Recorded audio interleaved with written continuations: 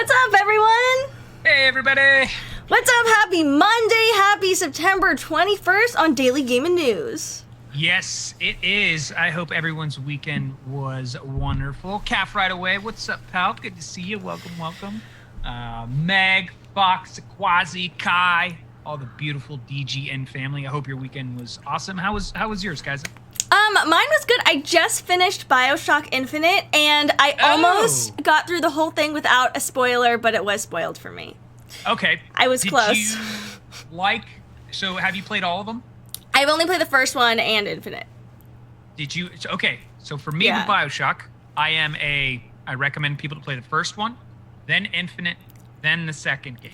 Nice. Do you like what you've gotten so far with both 1 and Infinite? I have, but I heard the second one wasn't as good because it's by a different studio. Yeah. The story, it still works, but it just isn't, to me, as strong as Infinite and I see. The first one. Yeah. Good thing I'm playing That's on awesome. proper order. How about your weekend? Right? Weekend was really good. Been busy. Just tried to stream a little bit. Tried to participate in some tournaments. I think we're gonna play some Fall Guys this week. Acquired that. Nice. So I'm finally gonna play that after their anti-cheatus, big yeetus update. Yeah, with easy anti-cheat software on there now. Also, thank you so much, Meg, for the 3 months resub. Also, Nathaniel, did you get an Android phone and not an iPhone? That's my guess. Oh, yeah. And if you're going to do that, play xCloud and tell us how it is. I'm curious to know how well that goes. Yeah, I'm really curious as to how xCloud is working. If anyone's played it, please let us know. I'm very curious. I can't play it because I've got an iPhone. Oh, and let's go ahead and get this out of the way. So this week is going to be a little different for us only because of what's going on this week. So if you're watching this now, you may see the episode as a rerun, and that is because tomorrow on Tuesday, we are not going to be on. So we'll be running probably this episode as a rerun. And then also Friday, we are not going to be live. So we'll be running another episode then for reruns. Just to give you a heads up, Tuesday and Friday of this week, the week of September 21st, we are not live. So just go ahead and let y'all know. As a good update, but today we've got a ton of news to cover, starting with an Esports Roundup of some esports news, what's happening in the scene. Definitely want to check that out. Also, the massive news that came out this morning that we're going to be talking about as Microsoft Xbox has acquired ZeniMax, the parent company to Bethesda. Which is huge news. So we've got a few topics in that. We're going to talk about how Todd Howard talks about Microsoft acquiring Bethesda and his words on the matter. And then also going to be talking about how Microsoft will be honoring Bethesda's PlayStation 5 exclusives. However, the future console releases will be case by case. We'll tell you about how you can pre-order the Oculus Quest 2. And then we're also going to be discussing that Sony did come out and apologize for their pre-order mess. And good news for PS5 developers are evangelizing how easy it is to work for. And then news at the end is really important for all of you Activision account owners and players, as there has been a report of a major hack over 500,000 Activision accounts. So something to be looking into and protecting yourself from. Yes, so please go check your accounts if you think you may have been compromised.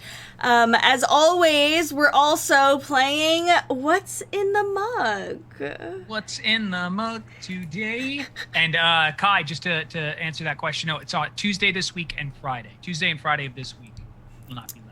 Will not be live. And for me, I do have my Invisalign in again, so I'm drinking water, but I did put something fun in my mug for you to guess. Oh! Are you going to be Loophole. able to know? Also, yes, xCloud, you do need Game Pass Ultimate for that. Should we get right into the news? Let's jump right in and talk about what is happening in our Esports Roundup. So with League of Legends news, Worlds 2020 is right around the corner, which means that League of Legends fans will once again have the chance to earn rewards for correctly picking the outcomes of matches via Riot's Pick'em event, which is kind of going along with my gambling theme of the week, but not real gambling. You don't have to spend any money on it. So once the groups for the Worlds main event are locked in following the conclusion of the play-in stage on September 30th, viewers will have the opportunity to drag and drop their predictions in the order they think the individual groups will play out, according to Riot's announcement today. today. Worlds begins with the play-in stage on September 25th, and viewers will be allowed to make their selections for the Worlds Pick 'em Up event on September 30th. I think last year only one person out of everyone was able to correctly guess all the games and the winners of all the brackets, which is really impressive. Wow. Yeah. That sounds very impressive. Well, jumping from League of Legends over into Valorant is that if you are an inspiring Valorant pro in the SEA, that Southeast Asia region, you are in luck, as the ESL has announced today that it's hosting a $10,000 tournament in the region later this fall. And the winner of that tournament will receive $4,000, and the runner-up prize will be $2,400, while the third place will take home $1,400. In Halo news, the Halo Championship Series unveils the Halo 5 Pro Series, introducing a competitive arm with Halo 5 Guardians. The Halo 5 Pro Series, an online competition format, will feature a total of $63,000 in cash prizes across North America, Latin America, EMEA, and Australia and New Zealand.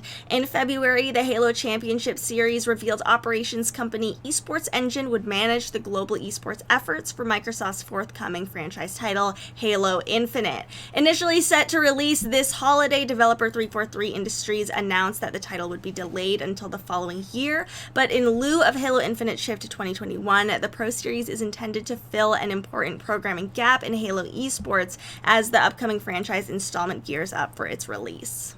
Wow. And then rounding out our roundup is Rainbow Six Siege. After an exciting Stage 1 of North American League, Rainbow Six Siege Esports NAL teams are meeting again online for Stage 2 of the 2020 season. Starting September 14th until October 16th, the U.S. division will continue with 2 play days each week. That's taking place on Mondays and Wednesdays at 6 p.m. EDT. The Canadian division will continue to play every Friday at 6 p.m. EDT, and every weekend starting on October 3rd, the Challenger League will air live at twitch.tv/R6esportsNA. We'll throw that link up in the chat. We will. So get your esports, fixed with Rainbow Six Siege. That's where you can, watch all the games. And good luck to any new competitors playing Valorant in the Southeast Asia region. Absolutely. That'll be exciting to see who comes out of that region and starts to make a name for themselves. Good on them for hosting these events and giving these regions a chance for players to get some of the spotlight. So our big news for today is Xbox acquires Bethesda Softworks, and on Xbox's website, they said that they're welcoming the talented teams and beloved game franchises of Bethesda to Xbox.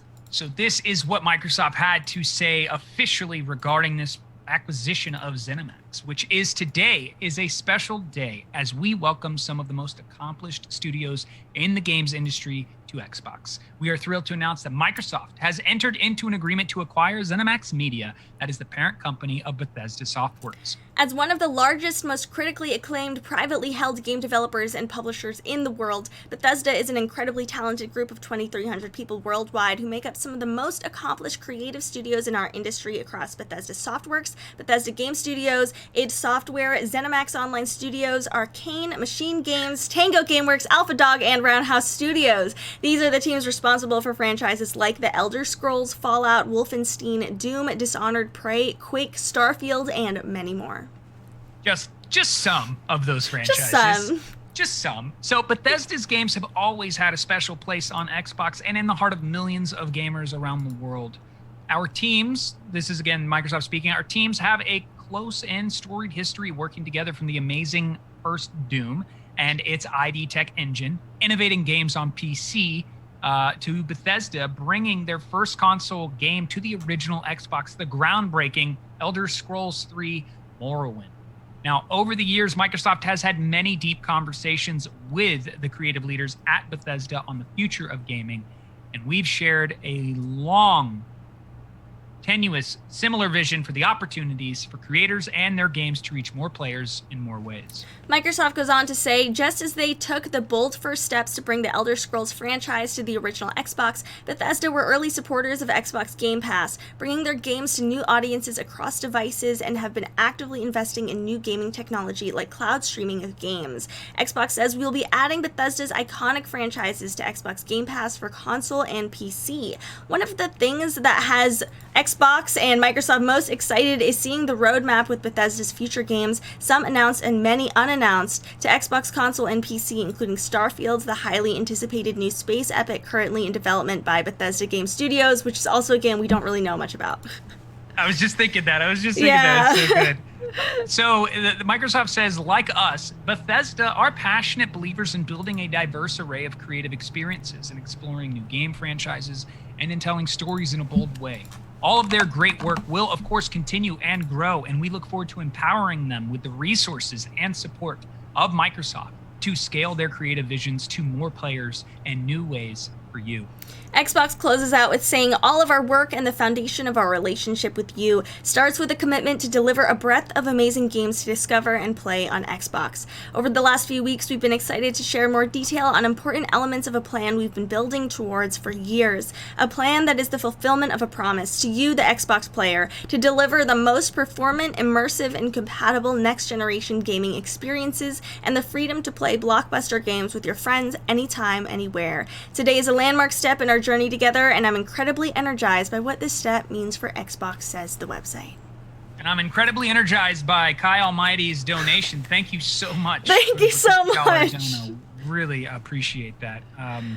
This announcement is major for Microsoft. Mm-hmm. In the conversation of talking about the next gen and what that means for gamers on Game Pass and xCloud, their cloud gaming, like, you're telling me that it's possible we're going to see having a new Fallout, like, we could legitimately see Fallout New Vegas 2.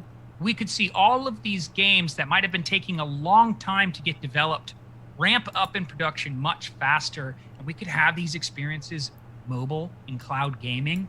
Oh my God, I cannot believe this news. Like, I woke up and read this morning and was just like, this is huge for Microsoft. Yeah, this is pretty wild. I think that's a great point you made about, maybe games coming out faster, because Bethesda takes a really, really, really long time to finish its games. We've been waiting for the next Elder Scrolls installment for way too long. When they teased Starfield, there's no news about Starfield beyond a teaser that just kind of shows space. Like, that's literally it. Fallout 76, Fallout 76 didn't get nearly as much support as it needed. And I hope that this acquisition leads to, them having the resources to actually finish their games and to hopefully get some bugs out of the way. Yeah, I think the one thing too that Microsoft also brings is expertise on handling multiplayer interactions, and something that Bethesda games have lacked for a long time outside of mods is the ability to play some of these titles together and play them well. So that is one thing that I'm already thinking of, like, where does that take Doom on the next level of a Doom iteration, or a type of gaming experience with friends? There's so much that comes with this acquisition that creates all these different potential outcomes that should be nothing short of exciting. Right. Like, if they fail to hit the bar here in any way, people are going to be like, what was even the point? Right. I think this is super exciting. I'm really looking forward to what this really means for Bethesda, what this really means for Microsoft and Xbox, especially with their Game Pass, as they're, really increasing that portfolio that they have there, and what this means for the future of games. Let's get into a little bit about what Todd Howard says as he talks about Microsoft acquiring Bethesda. So Todd Howard, who is the head of Bethesda right now, he said this. He penned an open letter, and it said this: I have been incredibly blessed to spend my entire career at and help build one of the best places to make games in the world, Bethesda. He goes on to say, and I've had the joy of doing it with some of the most talented, humble, and passionate people there are. They are part of my family and my good friends. I have also had the pleasure of working with and partnering with many of the best gaming and tech companies in the world, but our longest and closest partner during my career has been Microsoft. So today, we join them, and I wanted to share some personal thoughts on what it means and our shared vision. Todd Howard goes on to say that the trajectory of Xbox and the trajectory of Bethesda in many ways have gone hand in hand. He goes on to say, from our beginning, we had primarily been a PC developer. In 1999, two things happened. One, Bethesda became part of a brand new startup, ZeniMax Media, and Microsoft started development of their first video game console, the Xbox. I can remember my first trip to Redmond to discuss the new system and bringing our next game, Morrowind, to the Xbox. I remember when that game released and saw the ZeniMax Media logo for the first time. Nice. Yeah, so he says this in the letter. He continues by saying, I was dubious. I was dubious Xbox Morrowind would be worth the time, somewhat on a technical level, but more so from taking a hardcore RPG and moving it from a PC desktop experience to a controller and sofa experience. If we made it work, would people want it? Microsoft and their new Xbox crew had a view that I came to share completely. Shouldn't we allow anyone to have this experience? Why does it matter where the screen is or what the controller is? There are many people without the same access, and we can bring it to them. He says that Morrowind would go on to become one of the best-selling Xbox games of all times, behind Halo, another PC-style game some said would work.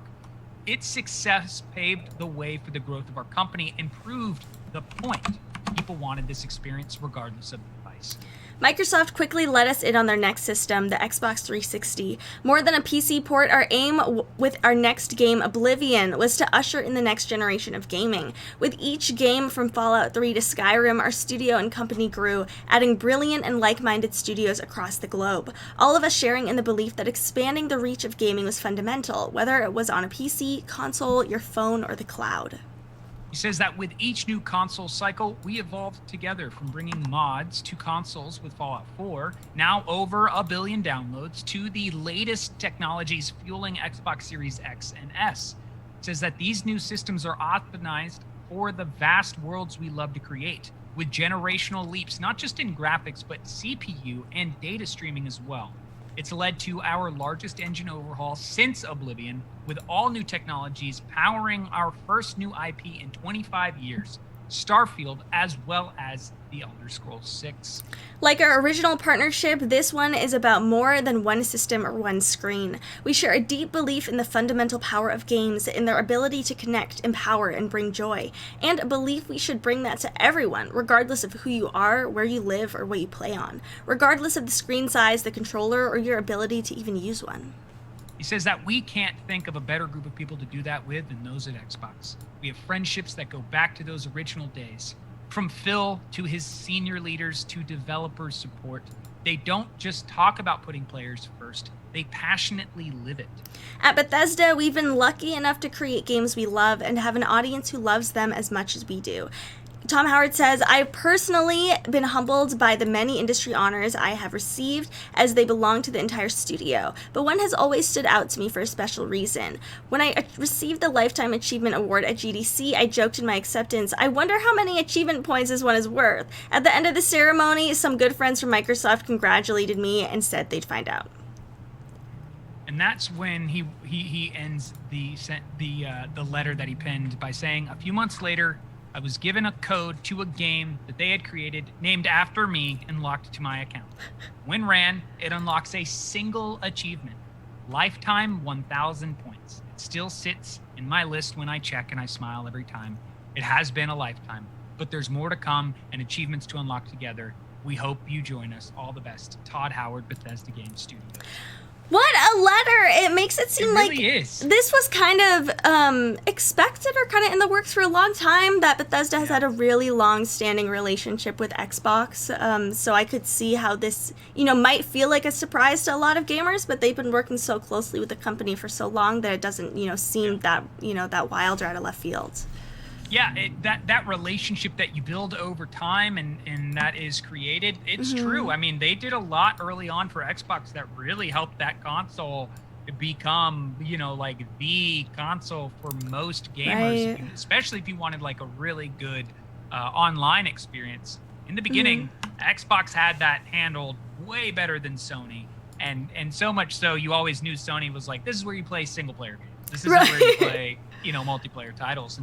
And there was so much to those games early on for me that impacted me that I didn't know how badly I desired RPG games like, The Elder Scrolls until I played them and was like, I need more games like this in my life.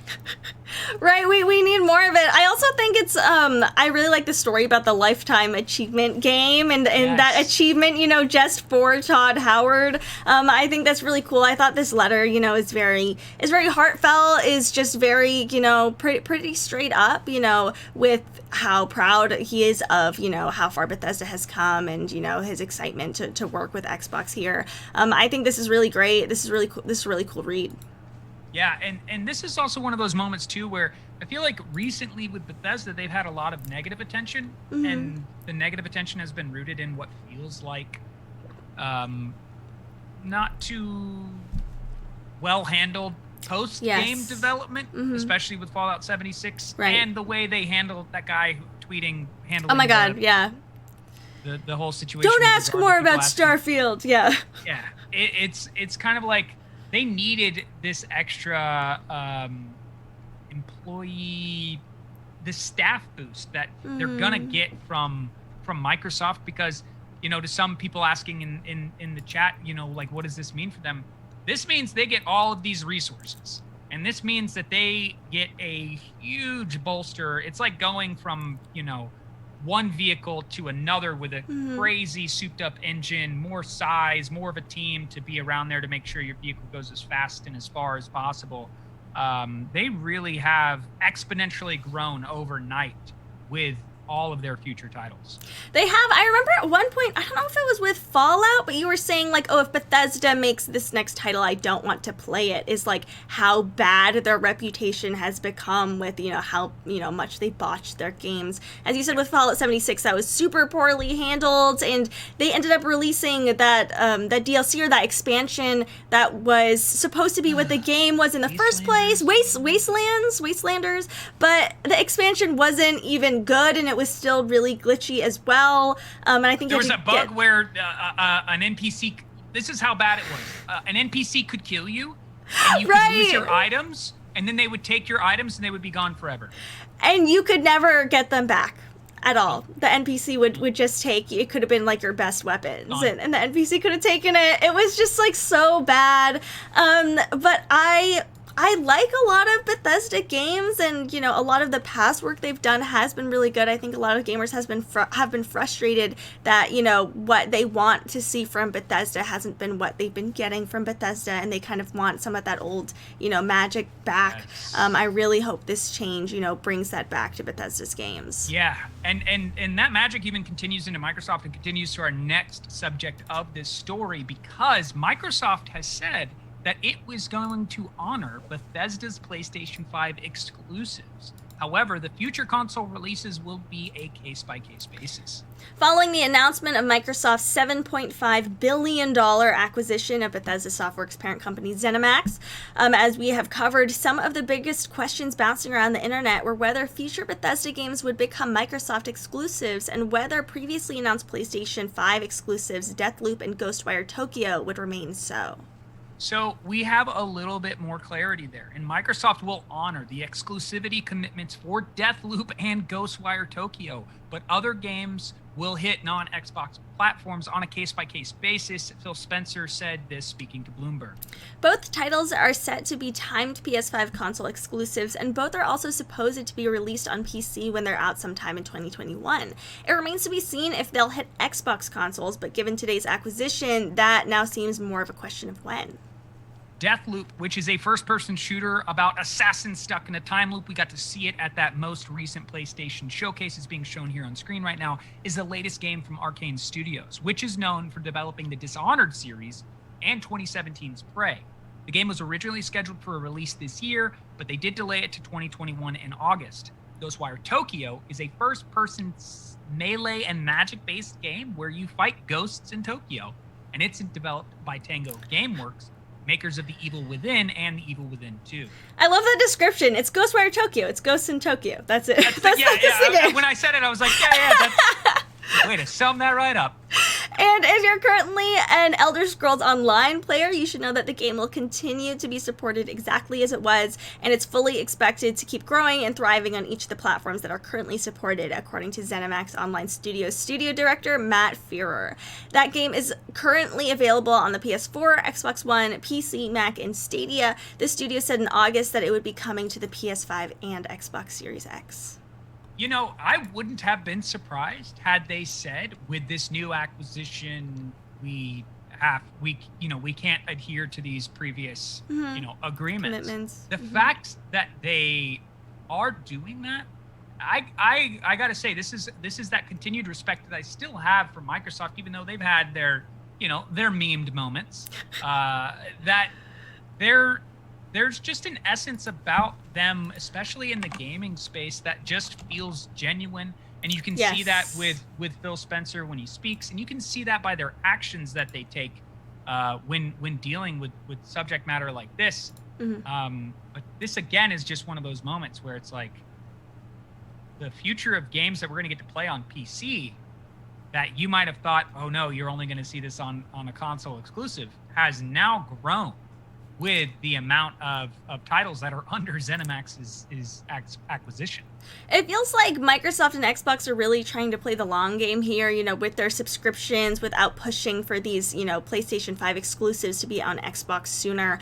I saw a tweet earlier today that says Microsoft owns 23 game studios and has no exclusive launch titles for its Xbox Series X, which I thought was really interesting. Interesting play. It makes me think that they don't, like, their first person, or their exclusives aren't really their priority. They're about creating this portfolio for the Game Pass. They're about, just acquiring studios and working with them rather than having, their exclusive launch titles isn't something that they're really geared towards anymore, or right now at least. That's so true. When you really think about that, that doesn't seem normal. Right. That doesn't seem like the choice. Like, even if you go look at like TV and film, that doesn't even happen over there. Like, right. Netflix turned into its own originals. Hulu has originals. Amazon has originals. They all started as like housing. So I think at some point we'll get back into that space for them. But they recognize, like you were just saying, that there is a long game here that they need to approach correctly, and it appears that they are. I will say that it feels like what we're going to be talking about with Xbox in 2 to 3 years is going to be nowhere near in comparison the way that we feel now, because all these decisions seem to be ones that pan out in terms of success later instead of sooner. I think so too. I think it's going to be pretty different. I think that this is also a nice pivot from what I've kind of thought about Xbox, at the beginning of the year, was that they're just messaging around the Series X was just kind of strange. What were the games that they have out? None of their games for Xbox Series X look particularly impressive, kind of thing. But now I feel like I'm getting the sense that they're really trying to play that long game. They're really pushing for cloud gaming as their focus in the Game Pass. And it's not about really the specific games themselves. It's about the whole experience you get while playing Xbox. Yeah, this is again just that news that you wake up to that you're like, what's happening and going on in the gaming industry? These are huge moves being made. These are acquisitions that parallel what we see in the film industry, and that conversation that we've continually had, that I think more and more now we just take the gaming industry seriously for what it is. When you see big deal, $7.5 billion. That's no small check being made there. That is huge. And what that means for a company to go from 2,300 employees to access to the amount of employees that they have over at Microsoft. I didn't even know Bethesda had that. That seems like very few employees for an international gaming company. 2,300 when you really think of it. It's a huge move. I'm surprised we didn't hear any rumors about this at all. I don't think anyone really expected this to happen. This was, this felt like breaking news. There weren't any leaks or any teases that this was going to happen or this was in the works. This was straight out the gate, done deal, $7.5 billion. what has happened, and I'll say it's fun, and we could probably dedicate a whole segment to it. There have been a ton of rumors to come out after this acquisition of games that are in development, games that might be potentially happening, games that are being talked about because of this. And so that is fun too, because some of the titles that they've mentioned and I've heard and I've been looking at, I'm like, well, that'd be cool. Okay, I'm cool for that. Oh, okay, are we gonna get back to that? So this could be one of those things too, where like we start to see re-envisionings, remasterings, things that are probably locked away in our memory bank come to the surface because they're like, hey, we have all these, developers that can help you execute these dormant ideas that could do well in the new, next gen space. Let's go ahead and do it. And at me, I'm like, I'm all systems go, guys. I'm ready. Bring it on. Yeah. Yeah, I hope we see a lot of new games. I hope we see better games. I hope we see them, really come out swinging with this new acquisition here and with how their business is going to go in the future. That is so true. We'll be keeping an eye on this big day for Microsoft, big day for Bethesda, and another big day is for all of those who maybe want the Oculus Quest 2, because you can go ahead and pre-order the Oculus Quest 2. Oculus has revealed its latest VR headset, the Oculus Quest 2, which serves as a successor to the popular Quest. Like its predecessor, the Oculus Quest 2 is another all-in-one VR headset with a number of significant changes. It's available to pre-order right now with a release date of October 13th and comes in two different models, a 64GB one for $299 and a 256GB for $399. You heard that right. A virtual reality headset, wireless, for $299. That's crazy. So the Oculus Quest 2 is very similar in experience to the original Quest, but they did make some obvious improvements that is specifically to the resolution and refresh rate, as well as some of the general specs. There was an increase in resolution from 1600 by 1440 to 1832 by 1920 per eye, as well as a support for 90 hertz refresh rate coming after launch. But at launch, it is capable of a 72 hertz like the original headset, and an experimental 90 hertz feature for the system software like Home and the browser. The new resolution and refresh rate comes with a shift from dual OLED displays to fast switch LCD. It's equipped with a Qualcomm Snapdragon XR2 processor and 6GB of RAM, a jump from the original headset's Snapdragon 835 CPU and 4GB of RAM. The Quest 2 doesn't improve on battery life, however, as it keeps the 2 to 3 hour playtime of its predecessor. Personally, I don't play VR for very long at a time. I do not need more than 2 to 3 hours of battery life. There are those that are like 2 to 3 hours. That is ridiculous. So in terms of the Quest 2's build, the headset's smaller and more comfortable than the original. It's easier to put on and take off while wearing glasses, as well as to wear for longer periods of time. The Quest 2 also features a new strap system that takes some time to get used to, but provides a more secure and comfortable fit to it. The IPD, the interpupillary distance, is now adjustable by moving the lenses inside the headset, allowing you to choose between 3 different ocular distances, 58, 63, and 68 millimeters. This is based on the distance between your pupils, and when you have it at the right setting, it produces a clear image. Now, they have revealed their line of Oculus Quest 2 accessories that can be used with the new headset. This includes a $49 carrying case and a $39 facial interface 2-pack, the latter of which lets you switch out the face shields for a narrow or wider pieces to accommodate different face sizes. Now, there is something that a lot are recommending if you are going to get this, which is the Elite strap for $49 that improves the Quest 2's weight balance, which is a huge complaint from most Quest 1 owners. And you can also get that Elite strap with a built-in battery. However, that price jumps way up, even though it includes a carrying case for $129. And of course, if you want to have that PC VR experience, you can buy the $79 Oculus Link cable, which has been available for some time and is still compatible with the Quest 2. And there are even more accessories, as third parties like Logitech have also created some of their own specifically for the Quest 2, including the G333 VR in-ear headphones for $50 and the over-ear G Pro gaming headset for $100. The Logitech, Pro gaming headset is great if anyone's just using that for their PC. VR Cover also has made a new facial interface that improves airflow and decreases the fogging of your lenses. I've never had my lenses fog in VR, I guess, but if that's a problem for you, you can get one of those too. Yeah, that is right. Let's take a moment there and celebrate Kane Guardian, because Kane, you just are like, I'm going to guess, what are the 3 central drinks that Marrone picked from? And I'm going to go with the black coffee choice. Good job, Kane. Good job. Nice. You figured out What's in the mug?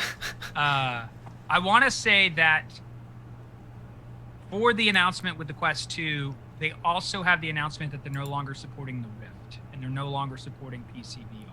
Like, that's gone. Interesting. Their focus is primarily going towards their wireless mobile VR gaming. Now, that could come with a lot of benefits of games that we didn't think could be possible. But without the power of the PC, some of these titles, even at a 90 hertz, isn't going to feel as good as you can go get the 120 from the Valve Index and the HP Reverb 2, which is dropping pretty soon as well and is supposed to come out at a competitive price. They're also going to be coming out with better resolution, higher quality refresh rates. Like, there's so much here with this that I still think, look, if you haven't gotten a Quest, if it's something you want to get, jump into it. You don't mind the fact that you have to have a Facebook account now to log in to and use the Oculus Quest 2, go for it. But it is still, in terms of the space of virtual reality, it's like a mid to low tier overall visual experience. It is. It's not, at least with the original Quest, before the Quest 2, it's not, astounding. It's VR. It's great, especially because my current PC isn't that powerful, so to just have VR on its standalone is great. But also, the Quest itself isn't that powerful, and there's a lot of games that I couldn't play on the Quest and that were for the Rift only. I wonder if that's going to change at all with the Quest 2, if it's going to be powerful enough to play some of those Rift games, or if it's going to be kind of the same barrier of there's only certain things you can play on the Quest because it can't handle the bigger VR games. Yeah, that's a great point. It feels kind of like where... I'm going to make a comment here that kind of feels... It's like, that's weird. In terms of... The Switch is a console, but it's more of a mobile device, right? Yes. Nintendo used to make specifically console-focused, game consoles. They did have mobile with like Game Boy and everything in that brand, but they went the route of like, let's merge the two and really focus in on the mobile gaming at a higher quality. And I kind of feel like what Quest is doing here is taking that same approach, where they're saying we're going to forego what we used to do, even though it wasn't that long ago that the Rift came out. Right. And they're going to say we're going to specifically focus in on this because there's already enough competition out there with the virtual reality space, specifically when you look at the Valve Index and the Windows mixed reality headsets that are available. And eventually we're going to see the PSVR 2. And what does that mean for that at-home, console-powered VR tech? So I think this makes more sense for what seems to be like, I think they're going to start to move into that mixed reality, AR type experience with VR. And Facebook is really going to start to play a lot in that, like, hey, we're going to have a virtual reality Facebook chat where I see you and your avatar. Like, I really think they're going into that realm of development. I think that's a great parallel because that's something that the Oculus Quest offers that other VR headsets don't, is that you don't need a PC. I mean, I have a Quest, I don't have a Rift. I was thinking about upgrading to a Rift, but now I'm like, why don't I just buy the HP headset or just go for the Valve Index? Like, I don't really want to be associated with Facebook, but I did buy an Oculus Quest because it was the only VR headset that could be a standalone. I think that is really their strength, and the biggest reason to buy, an Oculus device versus some of these other VR headsets that are out. Besides the exclusives, I don't know how many people are really dead set on the Quest or the Oculus exclusives. I mean, there's that Splinter Cell game, and there was, what was the other one? Yeah, the Assassin's Creed one. I don't know how much a lot of people, take that into account. Personally, it's, do I need a PC to play VR or no, was the biggest decision for me. Yeah, and what it also means, too, for another game that we did talk about that was a Quest, a Rift exclusive, the Medal of Honor game that was coming out. It is no longer a Rift exclusive and is now going to be available across the board for PC VR. So that's going to be great for all of those people wanting to play the new Medal of Honor game when that drops. So a silver lining amongst the death of the Oculus Rift.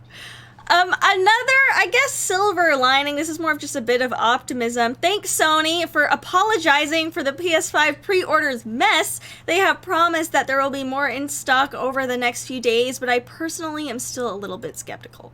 Oh, yeah, we should be, because Sony finally released this apology, and this is how in which they addressed the pre-orders being a bit of a miss. They said, let's be honest, PlayStation 5 pre-orders could have been a lot smoother. And they said this from their official PlayStation Twitter account.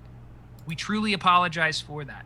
Pre-orders for the new PlayStation 5 console began on Wednesday, a day earlier than Sony had said retailers would be taking those orders, and that led to a scramble as Walmart and others started randomly opening their PlayStation pre-order slots, and some pre-orders even disappeared after a minute. Sony now says it will release more PS5 consoles for pre-order over the next few days, promising that retailers will share more details. It's not clear if these pre-orders will be delivered on launch day, and Sony is also promising more PS5s will be available through the end of the year.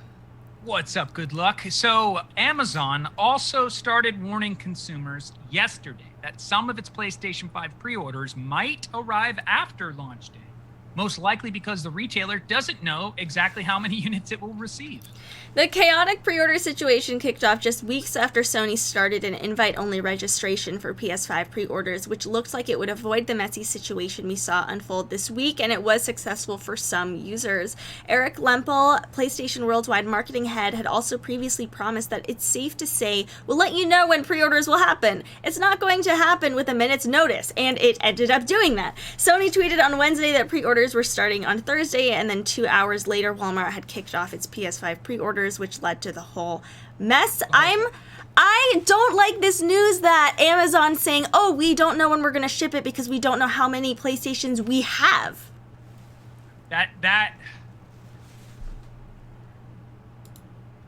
We have to recognize that Sony doesn't control or wasn't in control of when the retailers could do this. The retailer, that is Walmart, went ahead and was like, we're going to release it now. Mm-hmm. We would need to learn more information from Walmart as to why that happened. But then you have everyone else, Target, GameStop, Best Buy, all respond and follow up. And then Amazon, a little bit later, then follows up. When you look at it, it's just like once one broke it, the rest were like, oh, God, we got to do it now, too. Right. And it just became this chaos for everyone. So many people talking about, I'm there, ready to check out, couldn't check out. Best Buy's, has a response to a website's not working that you've never seen whenever you've used Best Buy before. You're like, wait, is there like a DDoS attack happening right now? It's like, yeah, technically there is. So it was crazy, and Sony should have been better of like making them sign an embargo or sign some sort of agreement that it cannot be released until this day, or you're going to be held accountable for breaking that agreement. I'm surprised there's no public backlash about these retailers, starting these pre-orders early. It's not like, oh, like Sony condemns that the pre-orders were all started. It's just like, oh, okay, I guess they're selling the devices now. I don't know how that works, internally with their businesses, but it makes me not trust any of these retailers because I'm not going to buy one from Amazon because it seems that Amazon doesn't know how many they even have in stock. So if I, spend my money to buy one of these consoles, it's going to be with the expectation that, oh, I don't know when it's actually going to arrive. It's going to be sometime, which isn't very reassuring to me as a consumer. I want to, lay claim to a certain console that I know is in stock, that is going to arrive within a certain window of time. I don't want to, put down money for some console to ship to me sometime in the future. And we do know, with everything that you just said, we do know that Sony is reportedly taking a loss in order to make more consoles be available on launch day. I want to believe that this is also coming hand in hand with, we can't cancel these pre-orders, as Kane was saying, that some of them did say that they are going to be canceling pre-orders. That shouldn't happen. Right. So they've got to figure out a way to fulfill those as well as get them on the shelves, even if that means like, hey, you still have a pre-order, but you got to go into a store and pick it up, or however they can figure that out. This whole debacle could have been avoided and should have been avoided, but we're here. And this is, kind of the reason why we're talking about this is like, you would expect at your 5th installment of a console. Yeah. Everyone would be avoiding a mishap like this. I love Philip's comment. If they don't know how much they have, how's almost every place out of the ability to pre-order? I hate it here. Yeah, that pretty much sums it up. I find this really frustrating. It just seems like it's, the situation isn't really under control. I'm also worried that when PlayStations do come back in stock for a lot of these retailers, bots are just going to buy them all up again. And I hope that doesn't lead to, maybe they won't ship them out to these bot purchases. Maybe they're going to be canceling those, maybe not. It just seems like it's just going to further complicate things. If there's, another wave of restocking for these pre-orders, I don't think that's going to go well either, unless they have specific links to each user, which they did for some PlayStation 5 pre-orders, but not enough. Yeah, and that's a way to get around that issue. So they might have to go the way that NVIDIA goes and say, we're just going to manually review all of these purchases to make sure that they're not being bought up by these bots like the 3080 GPUs went through. And that just might be the case. Hey, you're just going to have to hire some more people in order to ensure that this is happening fairly the way it would be happening if we weren't in a pandemic. People were able to go in store and acquire their pre-order the way they would have. So, this is going to require some putting your back into it, Sony, to make sure that these people who have purchased these devices are getting them and not going to suffer a week to 2 weeks out. Oh, sorry, you're out of luck. I would have gone in store and done it. You know what I mean? Like that. Right. I don't want to see that happen, and I want to see people go through that, especially in the current climate that we're all in. Totally, me either. I hope everyone who has, secured a pre-order successfully gets their console. I hope if it's late, it's only maybe like a week late or something, not too substantial. For the second wave of pre-orders, I feel like it might be even more delayed than that. But I hope, the fulfillment is going to be fine because there is a large demand for this and they've got to get these consoles out sometime.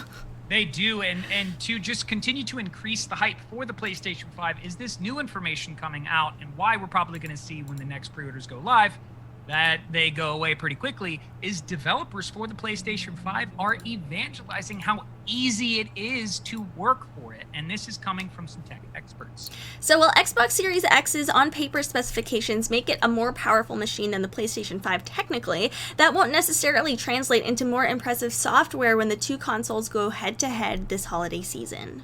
And that is largely due to the differing development development environments offered by the competing systems. So according to Digital Foundry's editor Richard Ledbetter, who says it is really difficult to call which console creators will be able to get the most out of it at this stage.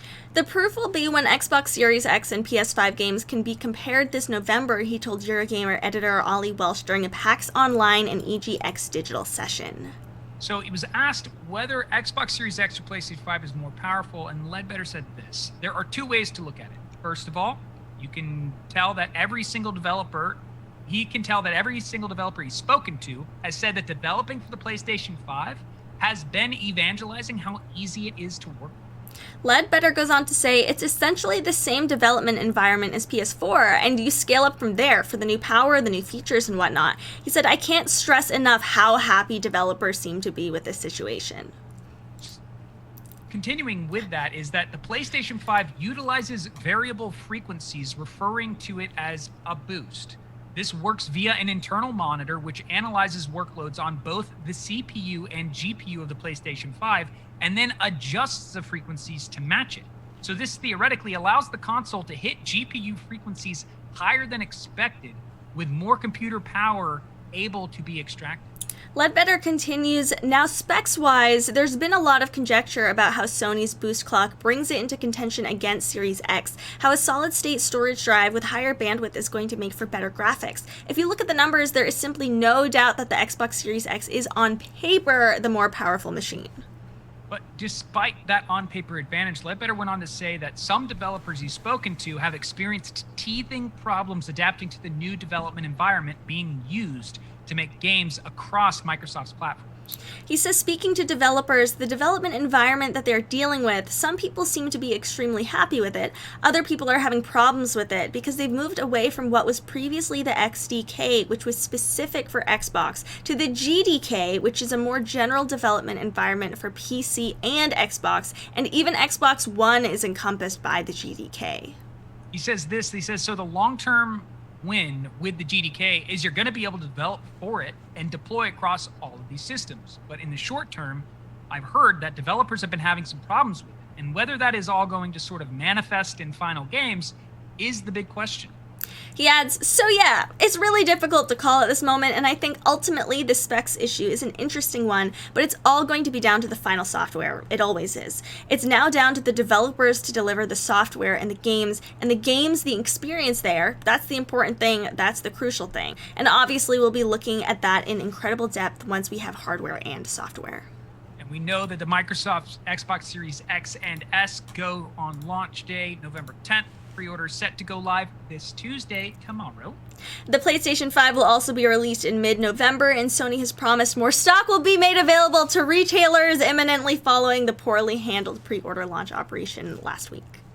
I gotta say, there's a good point there of maybe some of these initial games for Microsoft are going to be bumpy because this is the issue for developers. Sony took the approach of, yay, look, if you've developed on a PlayStation 4, you're going to know everything you're looking at. You're just going to be able to do more, and we're going to make that easier for you. So some of the games initially out the gate for Sony might appear to be stronger and less riddled with problems. They do, and speaking as someone who's not a developer, just from what we read, it feels like if you've already created for PlayStation, that means you're more inclined to create on PlayStation more instead of, on Xbox. With Xbox, they're saying their software is better to create games for both Xbox and PC, but it doesn't work as well. It seems the easier route is to just create for PlayStation, especially if you've worked for PlayStation before.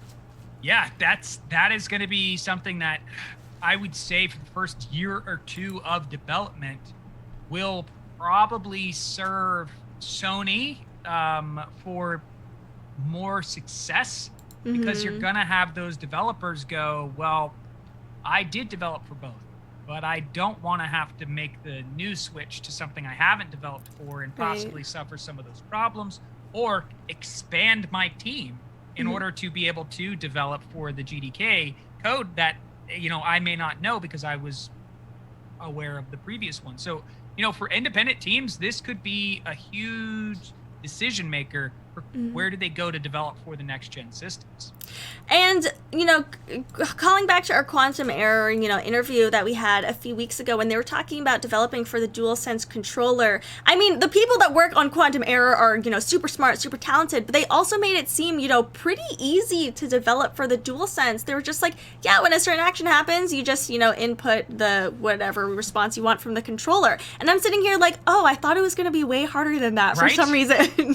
Yeah, it's like when you watch someone develop in Dreams, and someone's already created. And Dreams is the game for PlayStation.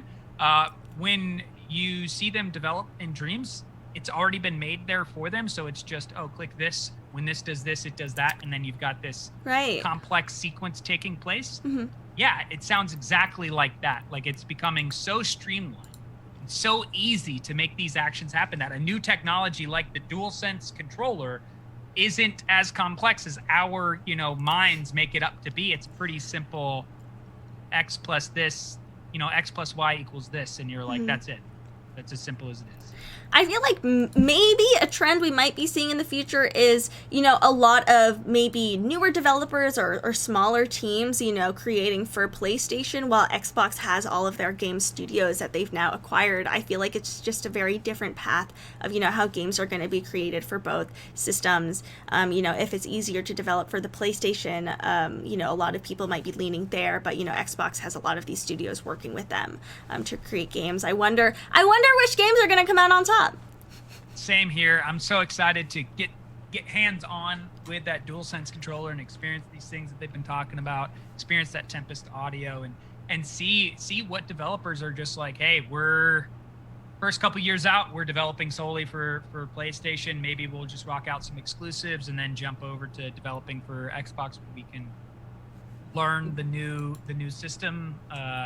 Yeah, this is one of those moments when you hear an expert speak and they talk about a complex issue such as developing a game, and they help you understand it in a way that goes, oh, gotcha. So this is why we might see more titles initially that feel stronger for the PlayStation 5, and not so much that the Xbox can't do that. It's just that the developers don't have the time to put into learning this new system or want to put into learning a new system. Absolutely. But our last piece of news is very important for anyone who has a Call of Duty account, as a major Activision hack has compromised 500,000 Call of Duty accounts. She just said it. Over 500,000 Activision accounts have reportedly been hacked in a new Activision data breach on September 20th, leaving Call of Duty players in limbo. All Call of Duty players should be on notice after a major Activision attack has left millions of accounts in limbo. As of the time of, this news, over 500,000 Activision accounts have reportedly been hacked, with logins being leaked publicly. Hackers are then changing the account details, making it so the original owners can't recover them. There was the breach was first reported by Remy on Twitter, and this was then confirmed by other content creators like the Gaming Revolution, Prototype Warehouse, and Okami. According to the Gaming Revolution, yeah, it's legit, guys. Change your Activision account passwords immediately. Apparently, over 500,000 accounts have been breached already, and it's still ongoing. That was said by Okami on Twitter on September 20th. The hackers are reportedly generating 1,000 accounts every 10 minutes, according to the Gaming Revolution. So Activision accounts are primarily used to log into numerous Call of Duty titles, including Warzone, Modern Warfare, and mobile. They can also be attached to other titles that you may own, like Sekiro's Shadows Die Twice.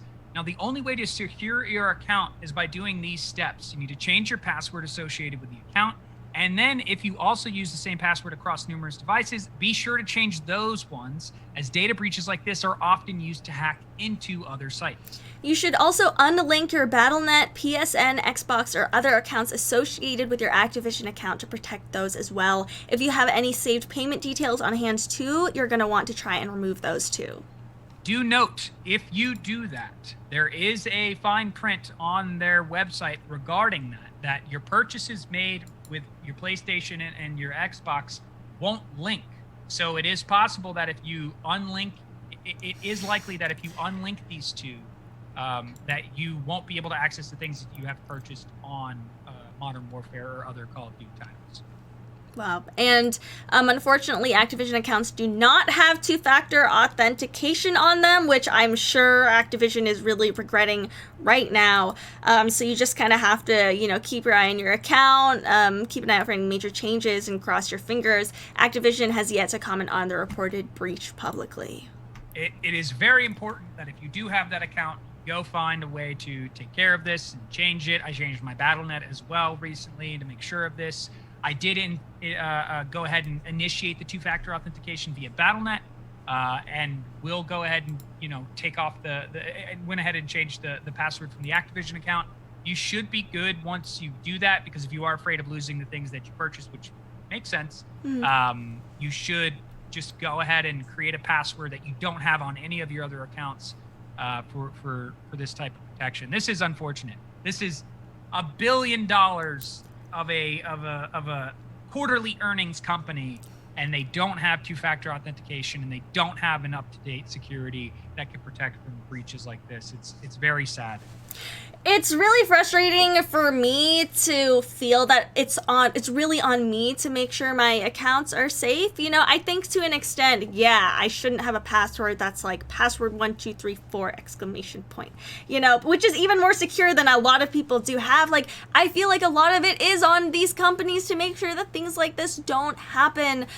This is just really unfortunate to hear. I'm sure there's not really going to be any consequences. They might just say like, hey, make sure to change your password. Maybe they'll enable two-factor, but I don't think that they're really going to even take a hit from this. Yeah, I don't either. People, I think, they'll get the notification, or they'll learn about this, or they might not learn about it, whatever it's going to be. But it's just,